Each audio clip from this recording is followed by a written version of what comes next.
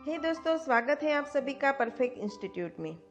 दोस्तों, अगर आप जीवन में आगे बढ़ना चाहते हैं, कुछ हासिल करना चाहते हैं, तो आज की ये बुक समरी आपको जरूर सुननी चाहिए। आज की ये बुक का नाम है विंग्स ऑफ फायर, जिसके ऑथर है डॉक्टर एपीजे कलाम। एपीजे अब्दुल कलाम, जो कि एक मिसाइल साइंटिस्ट और भारत के पूर्व प्रेसिडेंट है। उन्हें सब प्यार से मिसाइल मैन भी कहते हैं। और इनके साथ साथ इन बुक के ऑथर अरुण तिवारी भी है। अरुण तिवारी, जो कि एक प्रोफेसर और मिसाइल साइंटिस्ट है, उन्होंने डीआरडीओ में कलाम साहब के साथ काम किया है। साथ में उन्होंने 5 बुक्स भी लिखी है। तो आइए जानते हैं मिसाइल मैन की कहानी। Wings of fire. मैं एक गहरा कुआं हूँ इस जमीन पर, बेशुमार लड़के लड़कियों के लिए कि उनकी प्यास बुझाता रहूं। उसकी बेपनाह रहमत उसी तरह जर्रे जर्रे पर बरसती है जैसे कुआं सबकी प्यास बुझाता है। इतनी सी कहानी है मेरी। जैनुलब्दीन और आशी अम्मा के बेटे की कहानी।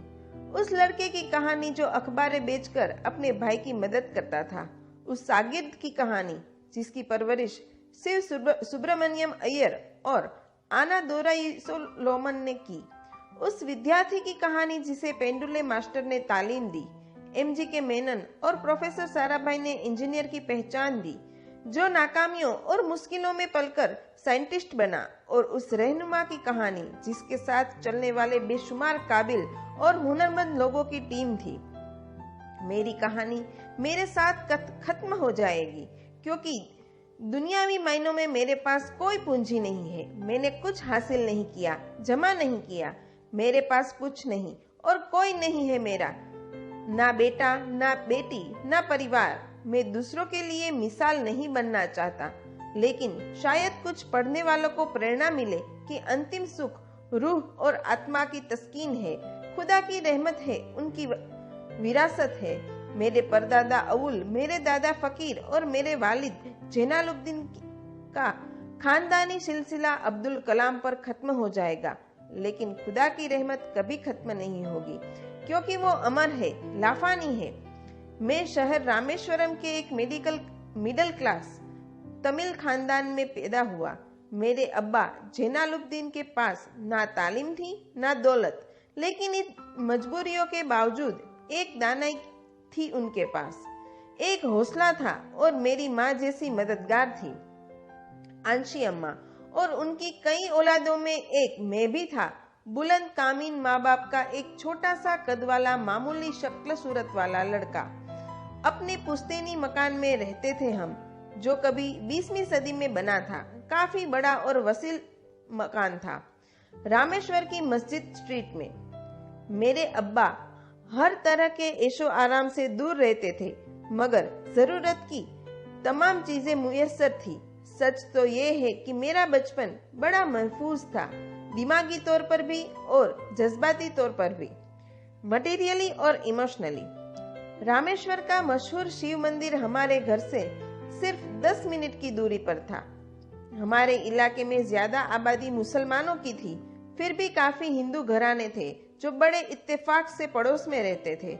हमारे इलाके में एक बड़ी पुरानी मस्जिद थी, जहां मेरे अब्बा मुझे हर शाम नमाज पढ़ने के लिए ले जाया करते थे।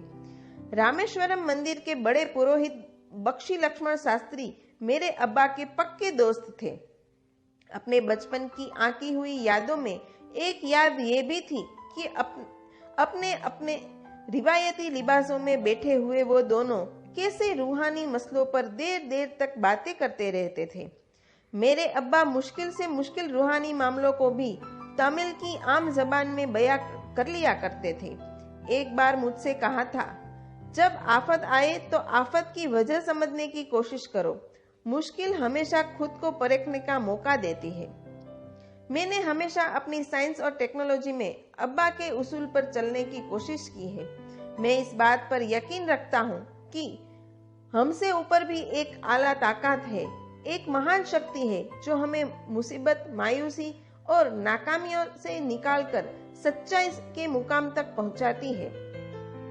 मैं करीब 6 बरस का था जब अब्बा ने एक लकड़ी की कश्ती बनाने का फैसला किया, जिसमें वो यात्रियों को रामेश्वरम से धनुषकोटी का दौरा करा सके, ले जाए और वापस ले आए। वे समुंदर के साहिल पर लकड़ियां बिछाकर कश्ती का काम किया करते थे। एक और हमारे रिश्तेदार के साथ अहमद जलालुद्दीन, बाद में उनका निकाह मेरी आपा जोहरा के साथ हुआ। अहमद जलालुद्दीन हालांकि मुझसे 15 साल बड़े थे, फिर भी हमारी दोस्ती आपस में जम गई थी। हम दोनों ही शाम लंबी सैर पर निकल जाया करते थे।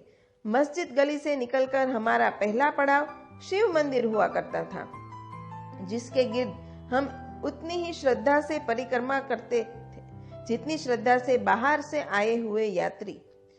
जलालुद्दीन ज्यादा पढ़ लिख नहीं सके उनके घर की हालत की वजह से, लेकिन मैं जिस जमाने की बात कर रहा हूँ, उन दिनों हमारे इलाके में सिर्फ एक ही शख्स था जो अंग्रेजी लिखना जानता था। जलालुद्दीन हमेशा तालीम याफ्ता और पढ़े लिखे लोगों के बारे में बातें करते थे, और एक शख्स जिसने बचपन में मुझे बहुत मुद्दफिक किया वो मेरा कजीन था, मेरा चचेरा भाई शमसुद्दीन, और उसके पास रामेश्वरम में अखबारों का ठेका था और सब काम अकेले ही किया करता था। हर सुबह अखबार रामेश्वरम रेलवे स्टेशन पर ट्रेन से पहुंचाता था। सन 1949 में दूसरी आलमगीर जंग शुरू हुई, द सेकंड वर्ल्ड वॉर। उस वक्त मैं 8 साल का था। हिंदुस्तान को एहतियाती फौज के साथ शामिल होना पड़ा और एक इमरजेंसी जैसे हालात पैदा हो गए थे। सिर्फ पहली दुर्घटना यह हुई कि रामेश्वर स्टेशन पर ट्रेन का रुकना कैंसिल कर दिया गया और अखबारों का गट्ठा अब रामेश्वर और धनुषकोटी के बीच से गुजरने वाली सड़क पर चलती ट्रेन से फेंक दिया जाता। शमसुद्दीन को मजबूरन एक मददगार रखना पड़ा जो अखबारों के गट्ठे सड़क से जमा कर सके। वो मौका मुझे मिला और शमसुद्दीन मेरी पहली आमदनी की वजह बना। हर बच्चा जो पैदा होता है वो कुछ सामाजिक और आर्थिक हालात से जरूर बशरमान होता है और कुछ अपने जज्बाती माहौल से भी, और उसी तरह उसकी तबीयत होती है। मुझ में दयानतदारी और सेल्फ डिसिप्लिन अपने अब्बा से विरासत में मिला था और माँ से अच्छाई पर यकीन करना और रहमदिली, लेकिन जलालुद्दीन शमसुद्दीन की वजह से जो असर मुझ पर पड़ा उससे मेरा बचपन ही महज अलग नहीं बल्कि आइंदा जिंदगी पर भी उसका बहुत बड़ा असर पड़ा। फिर जंग खत्म हो गई और हिंदुस्तान की आजादी बिल्कुल यकीनी हो गई। मैंने अब्बा से रामेश्वरम को छोड़ने की इजाजत चाही। मैं डिस्ट्रिक्ट हेडक्वार्टर रामनाथपुरम जाकर पढ़ना चाहता था। शमसुद्दीन और जलालुद्दीन मेरे साथ रामनाथपुरम तक गए मुझे स्वाट्स हाई स्कूल में दाखिला कराने के लिए। ना जाने क्यों वो नया माहौल मुझे रास नहीं आया। रामनाथपुरम बड़ा मशहूर शहर था और करीब 50,000 की आबादी थी, लेकिन रामेश्वरम का सुकून और इत्मीनान कहीं नहीं था। घर बहुत याद आता था और घर लौटने का कोई मौका मैं छोड़ना नहीं चाहता था। स्वाट्स हाई स्कूल में दाखिले के बाद एक 15 साल लड़के के तमाम शौक जो हो सकते थे मेरे अंदर जाग उठे थे। मेरे टीचर अन्ना दोराई सोलोमन बेहतरीन रहबर थे, गाइड उस नौजवान के लिए जिसके सामने जिंदगी की बेशुमार मुमकिनात खुलने वाली थी। रामनाथपुरम के उस अरसाए कायम में उनसे मेरा रिश्ता उस्ताद शागिर्द या गुरु शिष्य से भी आगे निकल गया। अन्ना दोराई कहा करते थे, जिंदगी में कामयाब होने और नतीजे पाने के लिए 3 चीजों पर काबू पाना बहुत जरूरी है, ख्वाहिश, यकीन और उम्मीद। अन्ना दोराई जो बाद में रेवरेंट हो गए कहा करते थे, इससे पहले कि मैं चाहूं कुछ हो जाए उससे पहले मेरे अंदर उसकी पूरी शिद्दत से ख्वाहिश हो और यकीन हो कि वही होगा। मैं अपनी जिंदगी से अगर मिसाल दूं तो मुझे बचपन से ही आसमान से इसरार और परिंदों की परवाज हमेशा हैरान करती थी, फैसिनेट करती थी। समुंदर में कुंजों और बगुलों की ऊंची उड़ान लगाते देखता था तो उड़ने को जी चाहता था। मैं एक सादा सा गांव का लड़का तो था, मगर मुझे यकीन था कि एक दिन मैं उन कुंजों की तरह बुलंद उड़ान लगाकर बुलंदी पर पहुंचूंगा। और हकीकत यह है कि रामेश्वरम से उड़ने वाला मैं पहला लड़का था। स्वाट स्कूल में तालीम हासिल करते करते मेरे अंदर खुद एतमादी बस चुकी थी और मुझे यकीन था मैं जरूर कामयाबी हासिल करूंगा। मैं तालीम आगे जारी रखूंगा। उसमें कोई दूसरा ख्याल नहीं था। सन 1950 में मैं इंटरमीडिएट पढ़ने के लिए सेंट जोसेफ कॉलेज त्रिची में दाखिल हो गया। जब बीएससी डिग्री करने के लिए मैंने सेंट जोसेफ कॉलेज में एडमिशन लिया तो हायर एजुकेशन के माने सीखने ही जानता था। ये नहीं जानता था कि हायर एजुकेशन के लिए कुछ और भी हो सकता है। ना ये जानता था कि साइंस पढ़ के फ्यूचर के लिए और क्या हासिल हो सकता है। बीएससी पास करने के बाद ही जान पाया कि फिजिक्स मेरा सब्जेक्ट नहीं था। अपने ख्वाब को पूरा करने के लिए मुझे इंजीनियरिंग में जाना चाहिए था, मगर पता नहीं क्यों कुछ लोगों का ऐसा ख्याल है कि साइंस आदमी को खुदा से मुनकर कर देती है। लेकिन मेरे लिए तो साइंस एतमाद, विश्वास और रूहानी तस्कीन की वजह रही है। किसी तरह मैं MIT यानी मद्रास इंजीनियरिंग और टेक्नोलॉजी के उम्मीदवारों की लिस्ट में तो आ गया, लेकिन उसका दाखिला बहुत महंगा था। कम से कम 1000 रुपयों की जरूरत थी और मेरे अब्बा के पास इतने पैसे नहीं थे। उस वक्त मेरी अक्का, मेरी आपा जोहरा ने अपने सोने के कड़े और चेन बेचकर मेरी फीस का इंतजाम किया। उसकी उम्मीद और यकीन देखकर मैं पसीज गया। MIT में सबसे ज्यादा मजा आया। वहां 2 हवाई जहाज रखे देखकर जो उड़ान से बरी कर दिए गए थे, एक अजीब सा खिंचाव महसूस होता था। और जब बाकी लड़के हॉस्टल चले जाते थे, मैं घंटा 1.5 घंटा उनके पास बैठा रहता था। फर्स्ट ईयर मुकम्मल होने के बाद जब मुझे अपने ज्यादा खसूसी मजमून चुनने थे तो मैंने फौरन एरोनॉटिकल इंजीनियरिंग का चुनाव किया। MIT की तालीम के दौरान मुझे 3 टीचर्स ने बहुत मुझसे किया। प्रोफेसर KAV मेंडलिन, प्रोफेसर स्पॉन्डर, प्रोफेसर नरसिम्हा राव, प्रोफेसर स्पॉन्डर टेक्निकल एरोडायनेमिक्स सिखाते थे।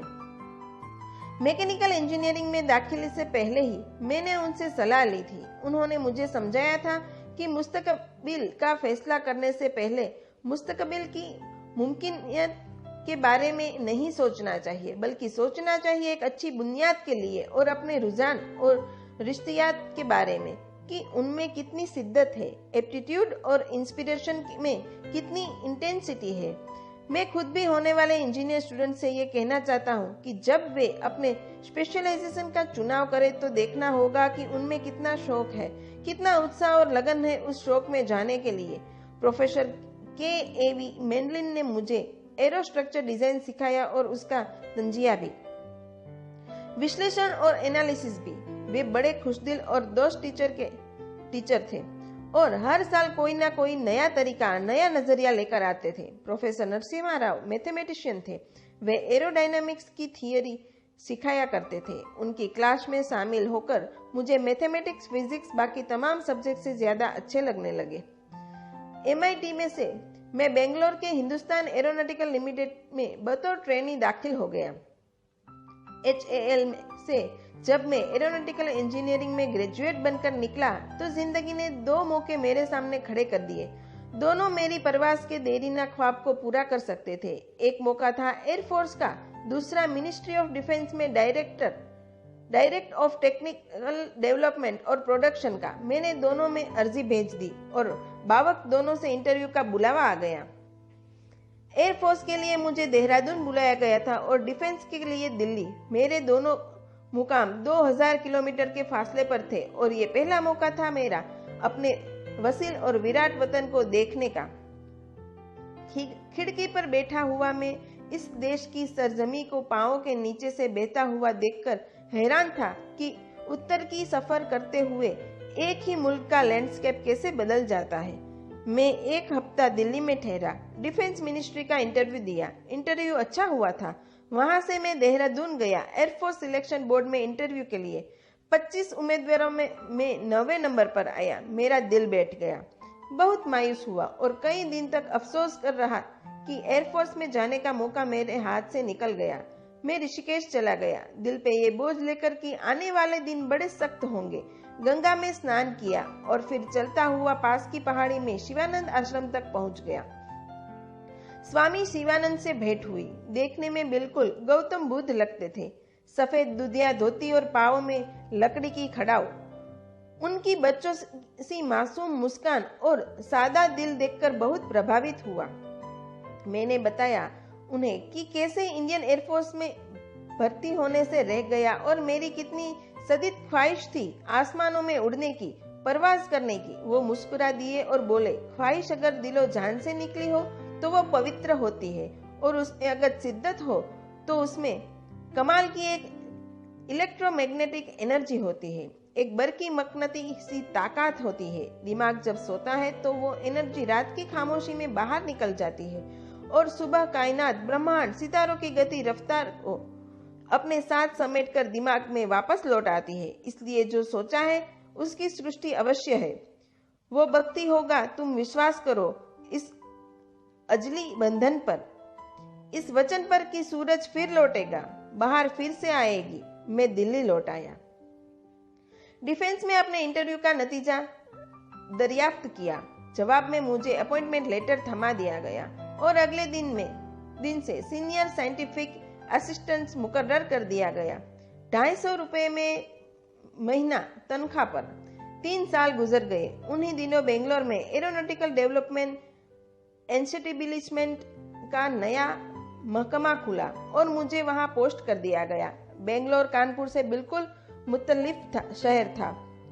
मैं अपने डायरेक्टरेट का पहला साल वहां गुजार चुका था। दरअसल हमारे देश में अजीब सा तरीका है, अजीब सा ढंग है अपने लोगों को हद दर्जा तक निचोड़ लेने का, जो हमारे लोगों को इंतहा पसंद बना देते हैं। शायद इसलिए कि सदियों से देश ने गैर मुल्कों की तहजीबों के जख्म खाए हैं और उन्हें अपने दामन में जगह दी है। अलग अलग हुक्मरानों से वफा करते करते हम अपनी हैसियत, अपनी इब्तिदा खो बैठे हैं। बल्कि हमने एक और ही खूबी पैदा कर ली है कि एक ही वक्त में रहमदिल भी और बेरहम भी, इसाज भी है और बेहिस भी। जितने गहरे हैं उतने ही सतही। ऊपर से देखो तो हम बड़े खुशरंग और खूबरू नजर खाते हैं, लेकिन कोई गौर से देखे तो हम अपने हुक्मरानों की बेढब नकल से ज्यादा और कुछ नहीं है। मैं मुंबई चला गया इंटरव्यू देने। मेरा इंटरव्यू लेने वालों में विक्रम साराभाई, MGK मेनन के अलावा मिस्टर सर्राफ थे, जो उस वक्त एटॉमिक एनर्जी कमीशन के डिप्यूटी सेक्रेटरी के ओहदे पर थे। डॉक्टर साराभाई की गर्मजोशी ने पहली ही मुलाकात में मेरा दिल मोह लिया। अगले ही दिन मुझे खबर मिली कि मैं चुन लिया गया। मुझे इनकॉस्पर में रॉकेट इंजीनियर की हैसियत से शामिल कर लिया गया था। सन 1962 में देरेना हिस्से में कहीं इनकॉस्पर ने थुम्बा में इक्वेटोरियल रॉकेट लॉन्च स्टेशन बनाने का फैसला किया।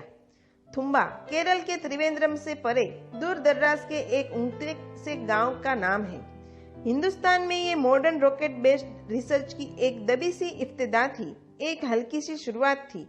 उसके फौरन बाद ही मुझे 6 महीने के लिए अमेरिका भेज दिया गया, नासा में रॉकेट लॉन्चिंग की ट्रेनिंग के लिए। जाने से पहले मैं थोड़ा सा वक्त निकालकर रामेश्वरम गया। मेरे अब्बा मेरी इस कामयाबी के लिए बहुत खुश हुए और मुझे उसी मस्जिद में ले जाकर शुक्राने की नमाज अदा की। NASA Langley research centre Virginia में मैंने अपने काम की शुरुआत की। बाद में Goddard fly space centre Maryland चला गया। मैं अपना इंप्रेशन अमेरिकन के बारे में बेंजामिन फ्रैंकलिन के इस जुमले से बयान कर सकता हूँ, जिन बातों से तकलीफ होती है उनसे तालीम भी मिलती है। हिंदुस्तानी तंजीमों में यहाँ की ऑर्गेनाइजेशन में एक बड़ी मुश्किल है। जो ऊपर है वो बड़े मगरूर है। अपने से छोटों की, जूनियर और सबऑर्डिनेट की राय लेना अपनी हद के समझते हैं। कोई भी शख्स अपनी खूबी दिखा नहीं सकता अगर आप उसे मलामत ही करते रहे। उसूल और पाबंदी, पाबंदी और सख्ती, सख्ती और जुल्म के बीच की लाइन बड़ी महीन है, बारीक है। उसकी पहचान बहुत जरूरी है। मैं जैसे ही नासा से लौटा, फौरन बाद ही हिंदुस्तान का पहला रॉकेट लॉन्च वाकया हुआ। 21 नवंबर 1963 वो साउंडिंग रॉकेट था। नाम अपाचे नाइकी। नाइकी अपाचे की कामयाबी के बाद प्रोफेसर साराभाई ने अपनी आरजू, अपने ख्वाब का इजहार किया। एक Indian satellite launch vehicle ISLV का सपना। हिंदुस्तानी रॉकेट का सपना 20वीं सदी का ख्वाब भी कहा जा सकता है, जो टीपू सुल्तान ने देखा था। टीपू सुल्तान की फौज में 27 ब्रिगेड थे, जो कुछ हुंस कहलाते थे, और हर एक ब्रिगेड में एक दस्ता था रॉकेटमैन का जो साथ रहता था और जुक्स कहलाता था। जब टीपू सुल्तान मारा गया तो अंग्रेजों ने 700 रॉकेट और 900 रॉकेट के सब सिस्टम बरामद किए। 1799 में तिरुनेलवेली की जंग के बाद वो रॉकेट्स विलियम कांगेरी ने इंग्लैंड भिजवा दिए जांच पड़ताल के लिए, उसकी तकनीक समझने के लिए, जिसे आज की साइंस जुबान में हम रिवर्स इंजीनियरिंग कहते हैं। टीपू सुल्तान की मौत के बाद उस ख्वाब की भी मौत हो गई, कम से कम 150 सालों के लिए। पंडित जवाहरलाल नेहरू की बदौलत वो रॉकेट का ख्याल फिर एक बार हिंदुस्तान में जिंदा हुआ। प्रोफेसर साराभाई ने उस ख्वाब को हकीकत बनाने की जिम्मेदारी अपने सर ली। बहुत से तंग नजर लोगों को एतराज था इस बात से कि इस मुल्क में जहां कौम को 2 वक्त की रोटी नसीब नहीं होती, वहां इस स्पेस उड़ानों को, इन ख्यालाई तहरीकों को क्यों तरजीह दी जा रही है। लेकिन प्रधानमंत्री पंडित नेहरू और साराभाई के नजरिए में किसी किस्म का मुबारता नहीं था। उनके नजरिए बिल्कुल साफ थे कि अगर दुनिया के मुल्कों में दुनिया के मसलों में हिस्सा लेना है, शिरकत करनी है, हिंदुस्तान को कोई हैसियत हासिल करनी है, तो साइंस और टेक्नोलॉजी की तरक्की, खुद मुख्तारी और सेल्फ रिलायंस जरूरी है। और उनका मकसद ताकत का मुजाहिरा बिल्कुल नहीं था। सहज पके सो मीठा होए। थुम्बा में 2 रॉकेट सहज पके और कामयाब हुए, एक रोहिणी और दूसरा मेनिका। अगला साल लगा ही था जब प्रोफेसर साराभाई ने मुझे दिल्ली बुला भेजा। एक मीटिंग थी और मीटिंग में ग्रुप कैप्टन वीएस नारायणन से मेरा तारुफ कराया गया जो एयर हेडक्वार्टर से थे। प्रोफेसर साराभाई ने RATO राटो तैयार करने का इरादा जाहिर किया। रॉकेट असिस्टेंट टेक ऑफ जो एक मिलिट्री एयरक्राफ्ट की मदद से उड़ाया जा सके, बड़ी छोटी सी जगह में। शाम तक ये खबर भी आम हो गई कि हिंदुस्तान एक खुद सॉफ्ट मिलिट्री एयरक्राफ्ट तैयार कर रहा है और मैं उस प्रोजेक्ट का मुख्तार हूँ, जिम्मेदार हूँ। मैं कई तरह के जज्बात से भर गया, खुश भी था, शुक्रगुजार भी था, खुशकिस्मत भी, और एक एहसास हुआ तकमील का, फुलफिलमेंट का।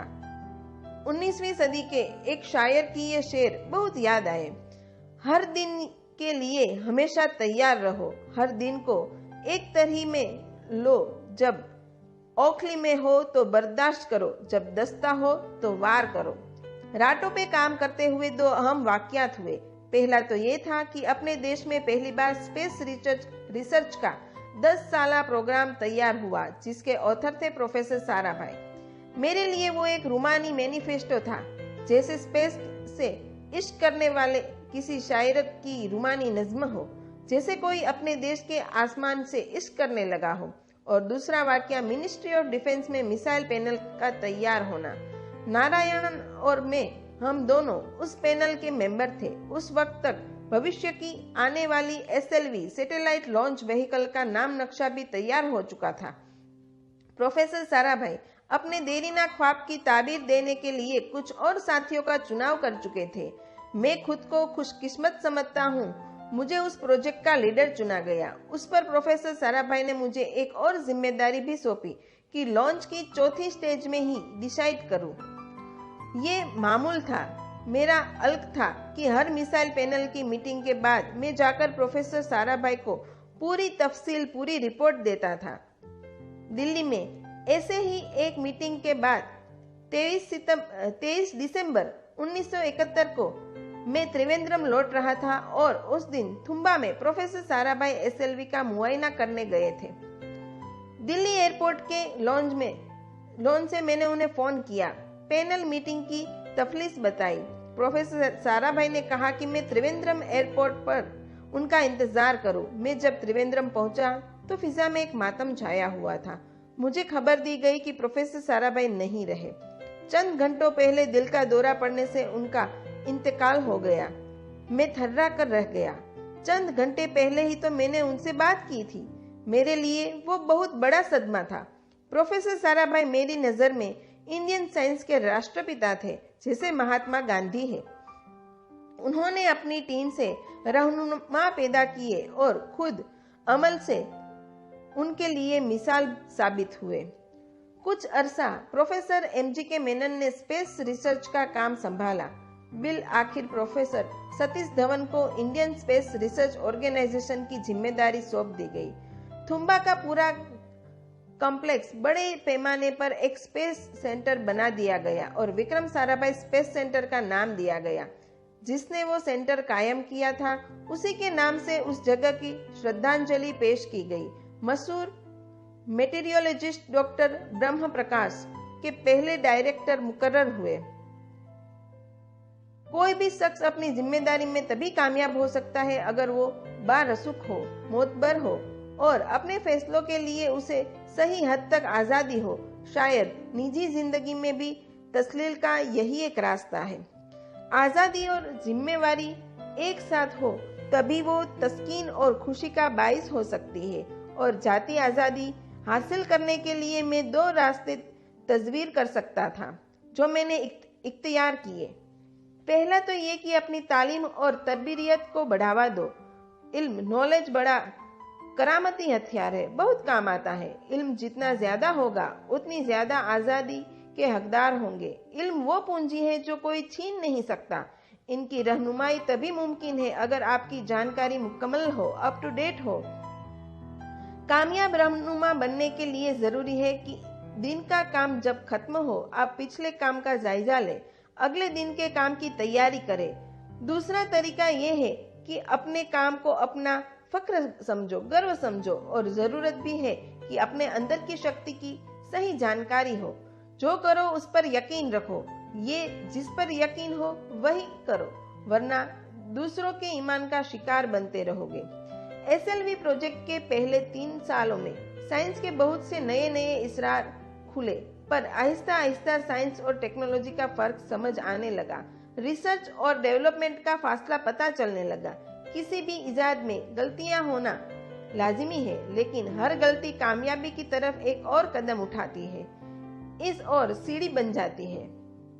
किसी भी तकलीफ की तरह SLV की तकलीफ की कई दर्दनाक लम्हों से गुजरी। एक रोज जब मैं और मेरे तमाम साथी अपने कामों में पूरी तरह डूबे हुए थे, मेरे घर से एक मौत की इत्तला पहुंची। मेरे दोस्त और मेरे हमदर्द, मेरे बहनोई जलालुद्दीन का इंतकाल हो गया था। कुछ देर के लिए तो मैं सुन्न हो गया, मेरी आंखों में अंधेरा छा गया।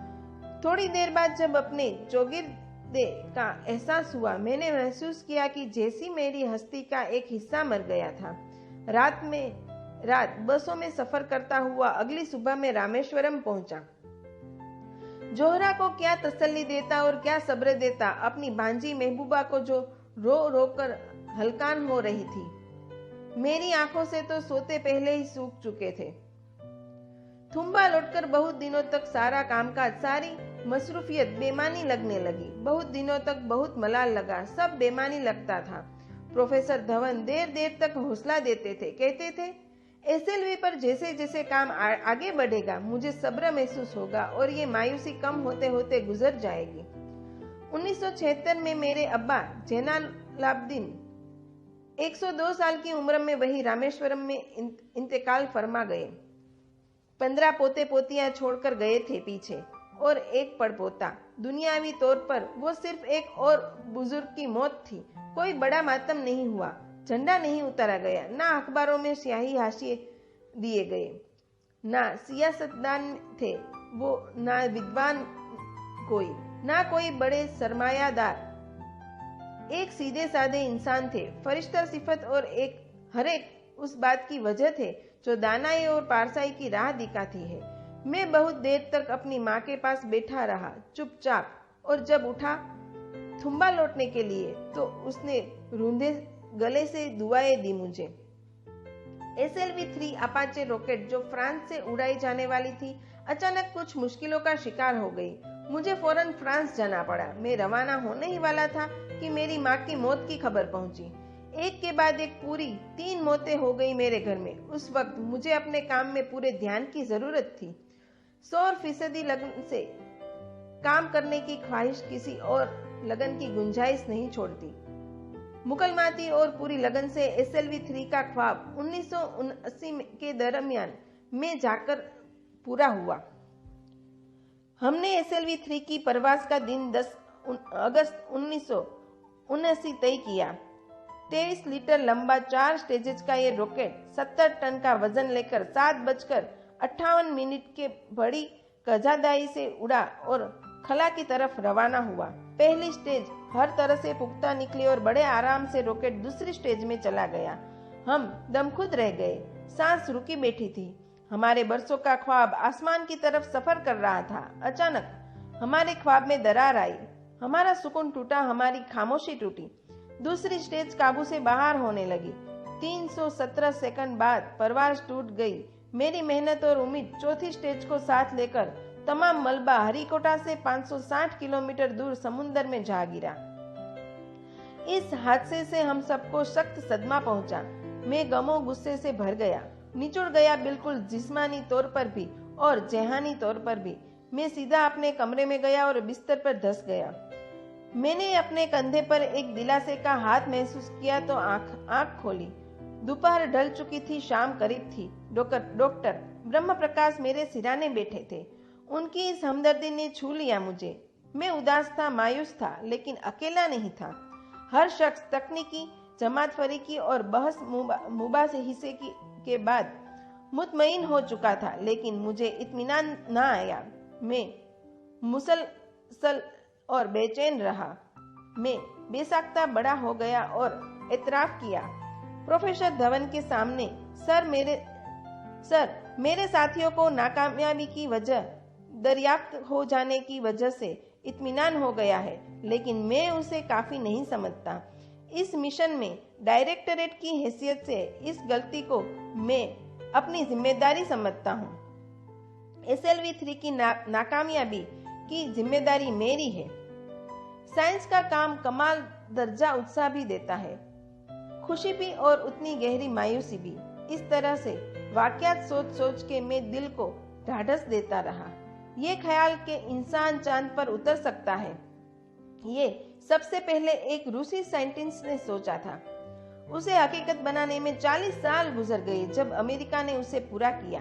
प्रोफेसर चंद्रशेखर ने चंद्रशेखर लिमिट का आविष्कार किया 1930 में, जब कैम्ब्रिज में पढ़ रहे थे, लेकिन 50 साल बाद उन्हें उसी डिस्कवरी पर नोबेल प्राइज मिला।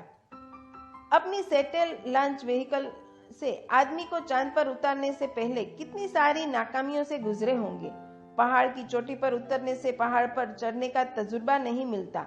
जिंदगी पहाड़ की चढ़ानों पर मिलती हर चोटी नहीं है, चढ़ानों पर ही तजुर्बे मिलते हैं और जिंदगी मंचती है और टेक्नोलॉजी तरक्की करती है।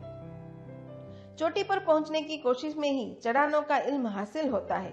मैं एक एक कदम चढ़ता रहा चोटी की तरफ।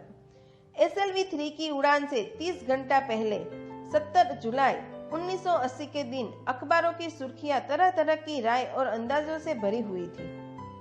ज्यादातर रिपोर्ट ने पहली SLV की याद दिलाई थी कि किस तरह रॉकेट फेल हो गया और उसका मलबा समुद्र में जा गिरा। कुछ लोगों ने तो उसे देश की दूसरी खामियों का जिक्र करते हुए भी उसे SLV-3 से जोड़ दिया था। मैं जानता था कि अगले दिन का नतीजा हमारे फ्यूचर के स्पेस प्रोग्राम का फैसला करने वाला है। मुख्तसर ये कि सारे कौम की नजरें हम पर गड़ी हुई थी। 18 जुलाई 1980 सुबह 8:03 पर हिंदुस्तान का पहला सैटेलाइट लॉन्च व्हीकल उड़ा। मैंने रोहिणी सैटेलाइट का तमाम डेटा कंप्यूटर पर जांचा। अगले 2 मिनट के अंदर अंदर रोहिणी अंतरिक्ष में था। उस तमाम शोरगुल के बीच मैंने अपनी जिंदगी के सबसे अहम अल्फाज अदा किए। मैं मिशन डायरेक्टर बोल रहा हूँ, एक जरूरी खबर सुनने को तैयार हो। चौथी स्टेज की कामयाबी के साथ रोहिणी सैटेलाइट को लेकर अंतरिक्ष में दाखिल कर रही है। मैं ब्लॉक से बाहर आया तो मेरे साथियों ने मुझे कंधों पर उठा लिया और नारे लगाते हुए जुलूस निकला। सारी कौम में एक जोश की लहर दौड़ गई। हिंदुस्तान उस चंद कौमों में शामिल हो गया था जिनके पास सैटेलाइट लॉन्च की काबिलियत थी। हमारे कौम का एक बड़ा ख्वाब पूरा हुआ था। हमारे इतिहास का एक नया वाक़ खुला, एक नया चैप्टर। प्रधानमंत्री इंदिरा गांधी ने मुबारकबाद का तार भेजा और सबसे ज्यादा हिंदुस्तान के साइंटिस्ट खुश थे कि ये पूरी कोशिश स्वदेशी थी, हमारी अपनी थी। मैं कुछ मिले जुले जज्बात से गुजर रहा था। मैं खुश था कि पिछली 2 दहाइयों से जिस कोशिश को मैं था, बिल आखिर उसमें कामयाब हुआ, लेकिन उदास था। जिन लोगों की बदौलत मैं यहाँ पहुंचा था, वो लोग मेरे साथ नहीं थे। मेरे अब्बा, मेरे बहनोई जलालुद्दीन और प्रोफेसर सारा भाई। SLV 3 की कामयाबी के महीने भर के अंदर ही प्रोफेसर धवन का फोन आया एक दिन और दिल्ली बुलाया प्रधानमंत्री से मिलने के लिए। मेरी एक छोटी सी उलझन थी कपड़ों को लेकर। हमेशा ही बड़े आमियाना से कपड़े पहनता हूँ और पाँव में चप्पल या स्लीपर्स कह लो। प्रधानमंत्री को मिलने जैसा वो लिबास नहीं था मेरे लिए तो नहीं, उनके एहतराम के लिए। सुना तो प्रोफेसर धवन बोले, कपड़ों की फिक्र मत करो, तुमने जो शानदार कामयाबी पहन रखी है वो काफी है। रिपब्लिक डे 1981 में मेरे लिए एक बड़ी खुशखबरी लेकर आया कि मुझे पद्म भूषण से नवाजा गया। मैंने अपने कमरे को बिस्मिल्लाह खान की शहनाई से भर दिया। शहनाई की गूंज मुझे कहीं और ही ले गई। मैं रामेश्वरम में पहुंच गया, माँ के गले लगा। अब्बा ने मेरे बालों को उंगलियों से सहलाया और मेरा दोस्त, मेरा रफीक जलालुद्दीन मस्जिद में मेरे इनाम का ऐलान कर रहा था। मेरी बहन जोहरा ने मीठा बनाया घर में। बख्शी लक्ष्मण शास्त्री ने मेरे माथे पर तिलक लगाया और फादर सोलोमन ने मेरे हाथ में सलीब लेकर दुआ पढ़ी और प्रोफेसर सारा भाई को देखा। उनके चेहरे पर मुस्कुराहट थी, फक्र था। जो पौधा वो लगा कर गए थे अब पूरा पेड़ बन चुका था, जिसके फल हिंदुस्तान की आवाम तक पहुंच रहे थे। 1 जून 1982 को मैंने defence research and development laboratory DRDL की जिम्मेदारी संभाल ली। उस वक्त के defence minister Shri R Venkataraman ने जब मशविरा दिया कि बजाय दर्जा ब दर्जा मिसाइल तैयार करने के हमें मुकम्मल अपनी मिसाइल तैयार करने का प्रोग्राम बनाना चाहिए, तो हमें अपने कानों पर यकीन नहीं आया और देखते ही देखते वो प्रोजेक्ट बन, जिसके नतीजे आइंदा बहुत दूर तक पहुंचे। हर प्रोजेक्ट का नाम हिंदुस्तान की खुद मुख्तारी, सेल्फ रिलायंस का सबूत था। सरफेस टू सरफेस मिसाइल का नाम पृथ्वी रखा गया। टेक्निकल कोर व्हीकल को त्रिशूल का नाम दिया गया। Surface to air defence system Akash कहलाया। एंटी टैंक मिसाइल के प्रोजेक्ट को नाग के नाम से पुकारा गया और मेरे देरीना ख्वाब रेक्स को यानी री एक्सपेरिमेंट लॉन्च व्हीकल को मैंने अग्नि का नाम दिया। मिसाइल टेक्नोलॉजी का हुनर दुनिया की कुछ चुनी हुई कौमों के पास ही था। वो बड़े ताज्जुब से हमारी तरफ देख रहे थे कि हम क्या करने जा रहे हैं और कैसे करेंगे। हम एक मीटिंग में बैठे हुए अपने मकसद को पूरा करने के लिए 1984 की निशानदेही कर रहे थे जब डॉक्टर ब्रह्म प्रकाश की मौत की खबर आई। मेरे लिए तो वो एक और सदमा था। पहली SLV की नाकामयाबी के वक्त जिस तरह उन्होंने ढाढ़स दी थी, वो याद करके मैं और ज्यादा गमगीन हो गया। प्रोफेसर साराभाई अगर VSSC के निर्माता थे, बनाने वाले थे, तो प्रोफेसर ब्रह्म प्रकाश उसके आमिल थे, एग्जीक्यूटिव थे। उनकी विनम्रता ने मुझे बड़ी हद तक नम्र कर दिया और मैंने अपनी तुंज मिजाजी पर काफी हद तक काबू कर लिया। उनकी हलीमी सिर्फ अपनी खूबियों तक ही महदूद नहीं थी, बल्कि अपने से छोटों को इज्जत देना भी उनकी आदत में शामिल था। उनके बर्ताव और सुलूक में बात नजर आ जाती थी कि कोई भी शख्स खामियों से खाली नहीं है, यहाँ तक कि अफसर भी, लीडर भी, रहनुमा भी। वो बहुत बड़े दानिशर थे। एक कमजोर शरीर के अंदर उनमें बच्चों सी मासूमियत थी। मुझे हमेशा वो साइंसदानों में संत नजर आते थे। पृथ्वी का काम अपनी तकमील को पहुंच रहा था जब हम 1988 में दाखिल हुए।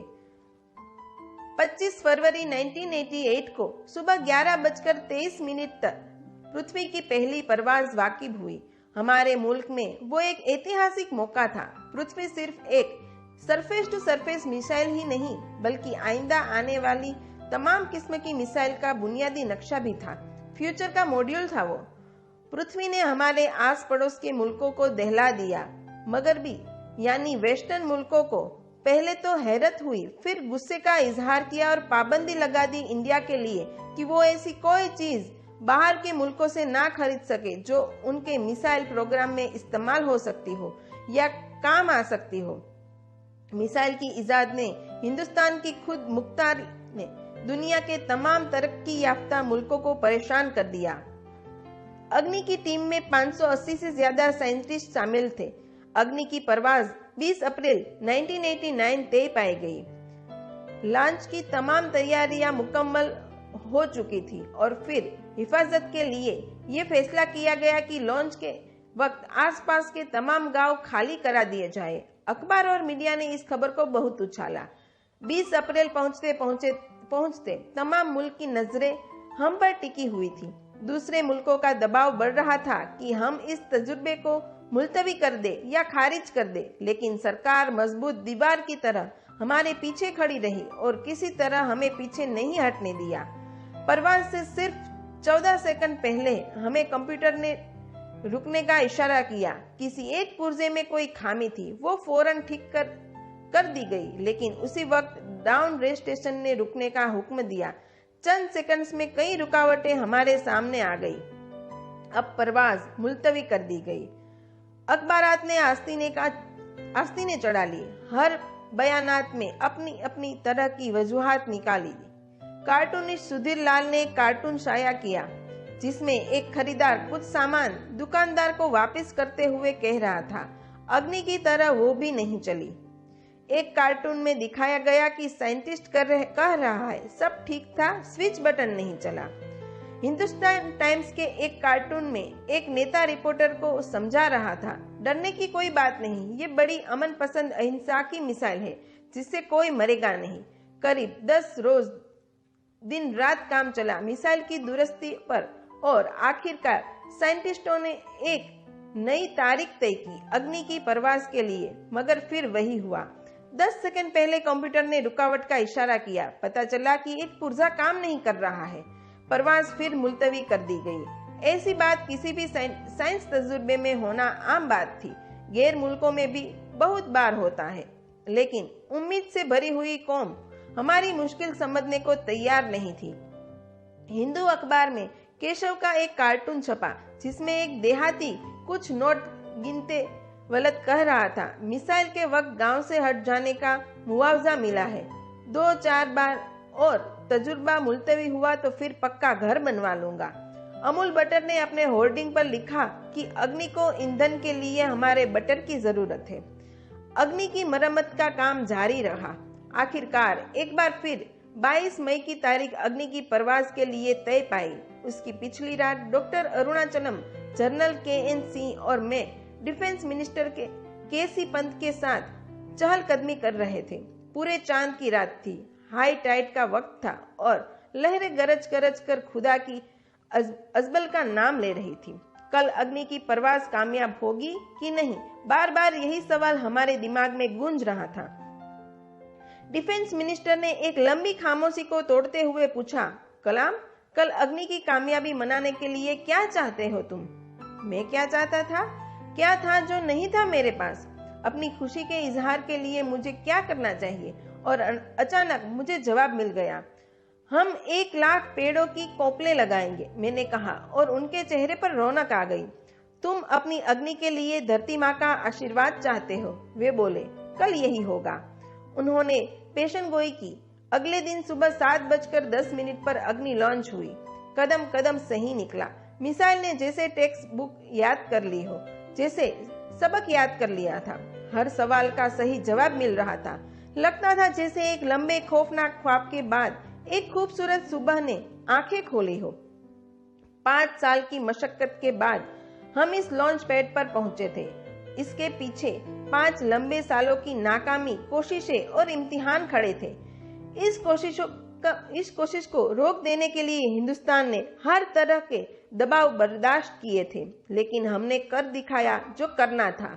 मेरी जिंदगी का सबसे कीमती लम्हा था वो मुट्ठी भर सेकंड्स, 600 सेकंड्स की वो परवास जिसने हमारी बरसों की थकान दूर कर दी, बरसों की मेहनत को कामयाबी का तिलक लगाया। उसी रात मैंने अपनी डायरी में लिखा, अग्नि को इस नजर से मत देखो, ये सिर्फ ऊपर उठने का साधन नहीं है, ना शक्ति की नुमाइश है। अग्नि एक लौ है जो हर हिंदुस्तानी के दिल में जल रही है। इसे सिर्फ एक मिसाइल मत समझो, ये कौम के माथे पर चमकता हुआ आग का एक सुनहरी तिलक है।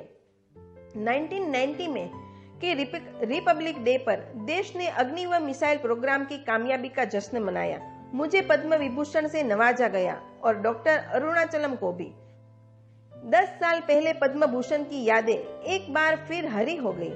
रहन सहन अभी भी मेरा वैसा ही था जैसा तब था। 10 बाय 12 का एक कमरा किताबों से भरा हुआ और कुछ जरूरत का फर्नीचर जो किराए पर लिया था। फर्क इतना ही था कि तब ये कमरा त्रिवेंद्रम में था, अब हैदराबाद में। वेटर मेरा नाश्ता लेकर आया, इडली और छाछ, और आंखों में एक खामोश मुस्कुराहट मुबारकबाद की। मैं अपने हमवतनों की इस नवाजिश से छलक गया।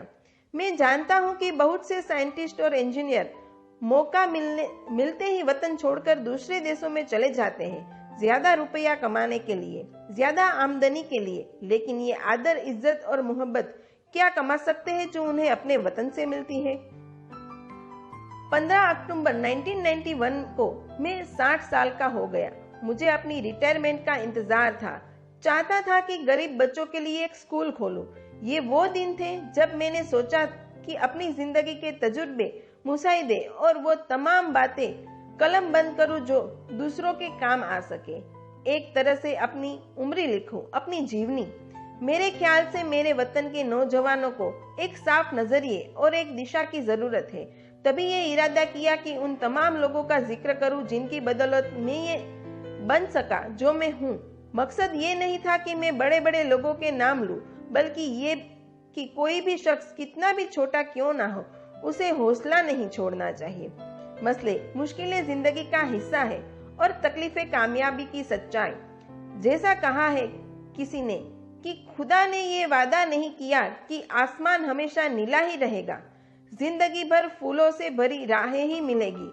खुदा ने ये वादा नहीं किया कि सूरज है तो बादल नहीं होंगे, खुशी है तो गम नहीं, सुकून है तो दर्द नहीं होगा।